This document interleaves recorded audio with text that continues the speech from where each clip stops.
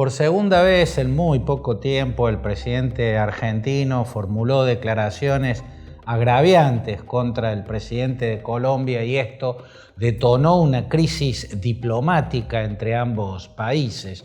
Esta vez, a diferencia de la anterior, el gobierno colombiano tomó una represalia, expulsó a los diplomáticos argentinos que estaban representando al país en Bogotá. Y esta es una reacción muy fuerte. ¿Por qué reaccionó así? Bueno, porque a propósito de nada, Javier Milei volvió a llamarle asesino al presidente colombiano Gustavo Petro. Ya lo había hecho en una ocasión anterior, también a propósito de nada.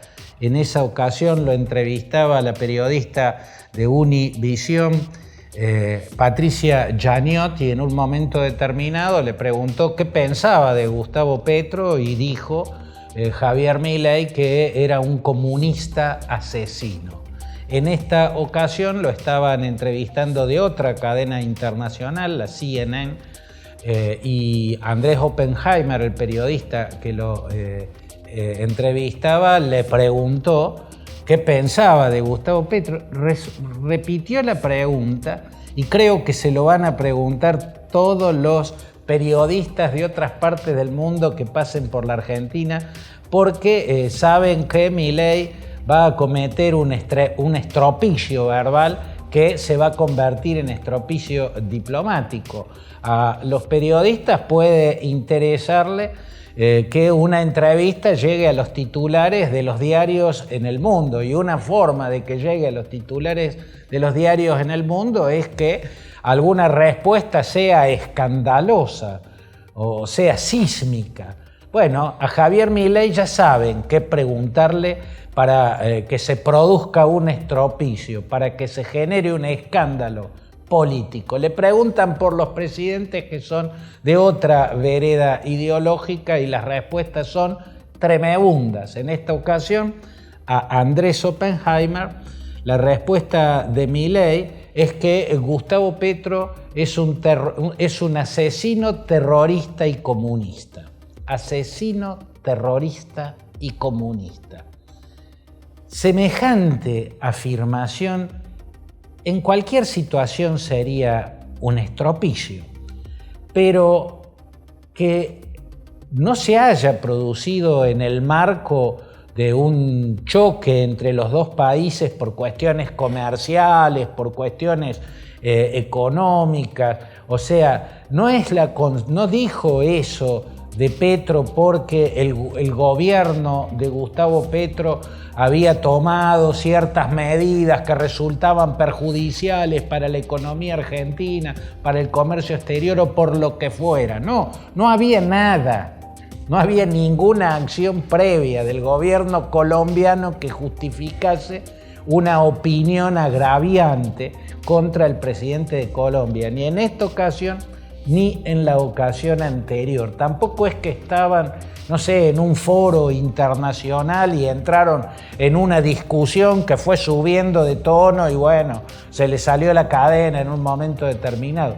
No, tampoco sería disculpable en esas circunstancias, pero se entendería mínimamente. Ahora, que un presidente, refiriéndose a otro presidente solo porque se lo preguntó un periodista, diga algo tan tremendo como que es terrorista, asesino y comunista, es verdaderamente increíble. O sea, es una acusación brutal la que está haciendo el presidente argentino, y le está haciendo a propósito de nada. No había ninguna situación que justificara o que explicara mínimamente semejante descarga de Milei contra el presidente colombiano. Y esto es algo en lo cual hay que pensar mucho. Los argentinos tienen que pensar mucho, la dirigencia argentina, el propio presidente tiene que pensar mucho sobre eso. Tiene que entender que no importa lo que él piense, no es un mérito decir lo que piensa de tal o de cual en cualquier circunstancia. Eso no es un mérito. Puede ser un mérito en el orden familiar, en el orden de las amistades, pero un presidente cuando habla está representando a su país. Acá ha generado una crisis diplomática absolutamente inútil, absolutamente injustificada, por decir lo que él piensa.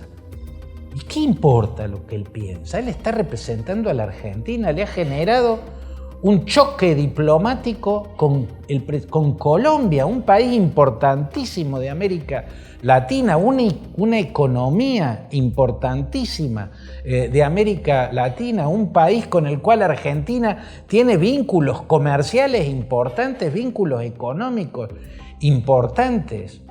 ¿A quién le importa lo que piensa un presidente de otro presidente? Un presidente es un mandatario, un humilde mandatario. Tiene un mandato de la sociedad para representar a la sociedad. Representar a la sociedad es defender los intereses de esa sociedad, y los intereses se defienden de otro modo, no diciendo lo que piensa.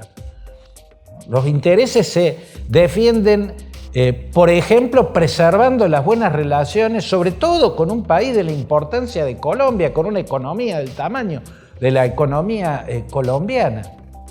¿Hay algo de razón en lo que dice Milei? ¿Tiene alguna lógica acusarlo de terrorista asesino a Gustavo Petro? Bueno, Gustavo Petro perteneció al M-19, el movimiento 19 de abril, una guerrilla colombiana, pero que tenía una particularidad.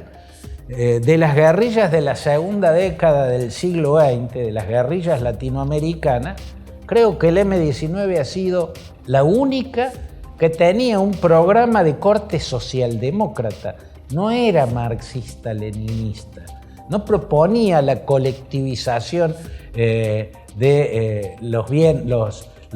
capital privado, de la propiedad privada, no proponía nada que tuviera que ver con una extrema izquierda, y casi que era la única guerrilla que tenía esas características. Podríamos decir una guerrilla socialdemócrata, una guerrilla de centro izquierda. El M-19, la sigla tiene que ver con una fecha, el 19 de abril de 1970.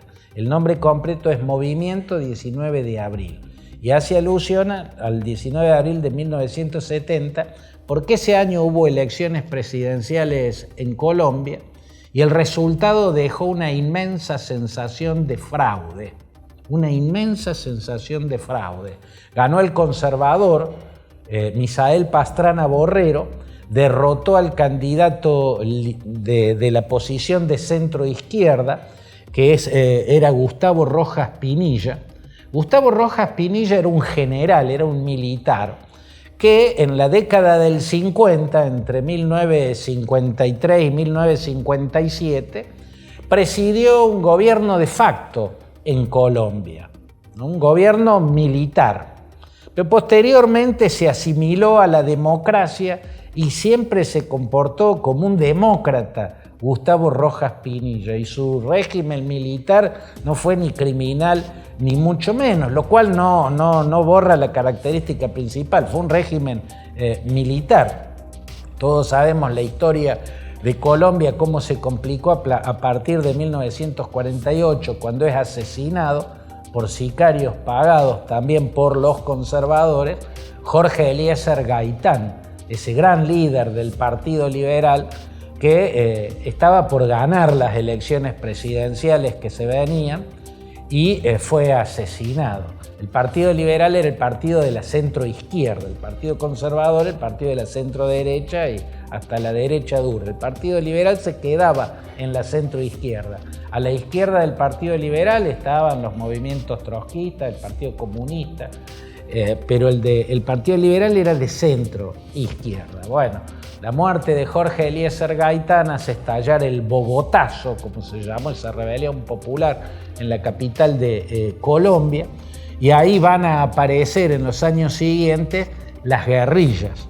Muchas bases del Partido Liberal tomaron las armas, sobre todo las bases campesinas del Partido Liberal. Entre ellos, Antonio Marín se llamaba, pasó a llamarse Manuel Marulanda, y lo denominaron siempre tiro fijo, quien creó la FARC. Con Jacobo Arenas, creó la FARC, la Fuerza Armada Revolucionaria de Colombia, que fueron una guerrilla comunista, una guerrilla ideológicamente plantada en el marxismo-leninismo. También el Ejército de Liberación Nacional, ELN, que se hizo más fuerte en la década siguiente, en la década del 60, y que estuvo comandado por sacerdotes, ¿no? Por lo menos en 2 oportunidades, ¿no? Camilo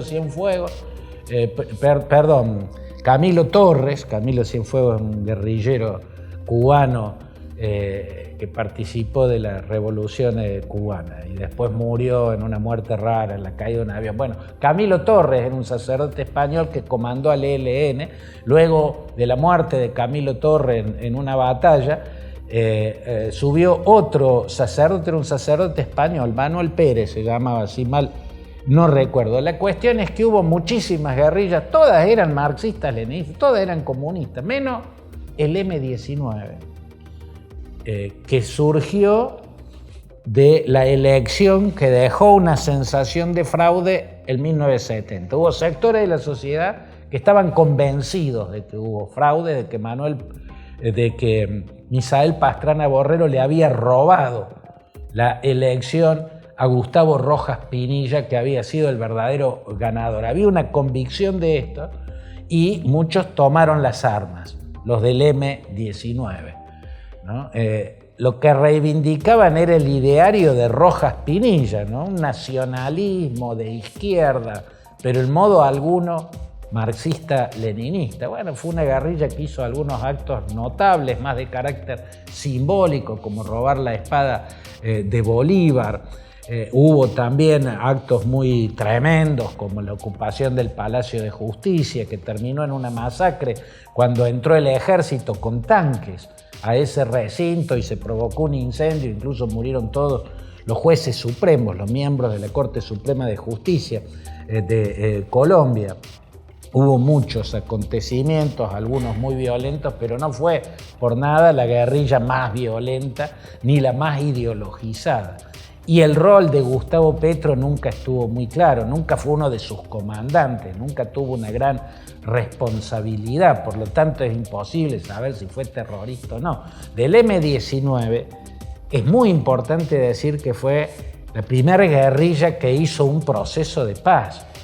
Lo inició en 1984, 1985, cuando era presidente Belisario Betancur, y lo concluyó en 1990, ya era presidente Virgilio Barco, y el M-19 firmó la paz, entregó las armas. Es más, salieron verdaderos próceres de la democracia colombiana del M-19. Por ejemplo, Antonio Navarro Wolf.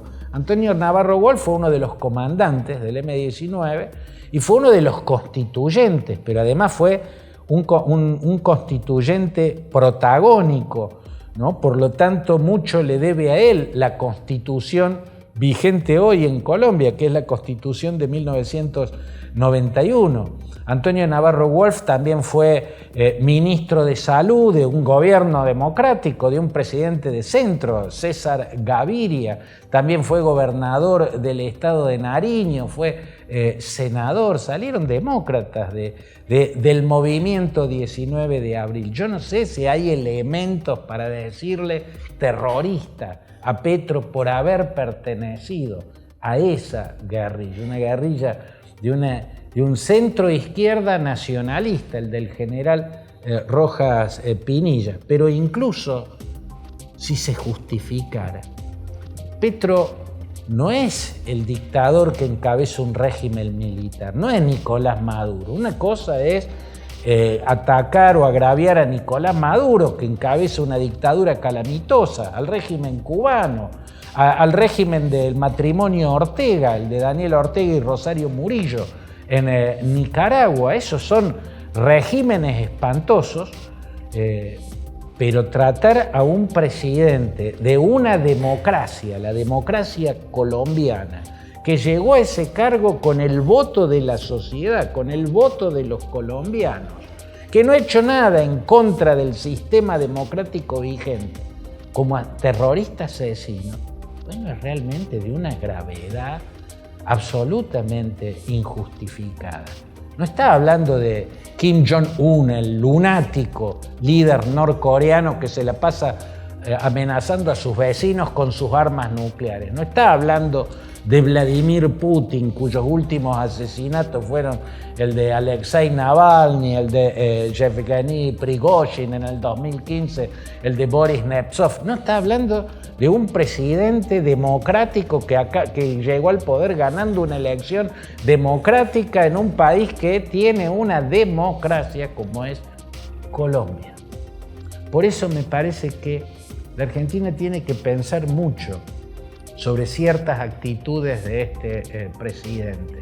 Que tengamos esta crisis diplomática con un país tan importante como Colombia y con el cual estamos tan vinculados, por razones sobre todo económicas, es una economía importantísima la de Colombia, porque al presidente se le ocurrió decir lo que él piensa de otro presidente sin estar seguro de tener un conocimiento acertado sobre la historia a la que se refiere, es realmente preocupante.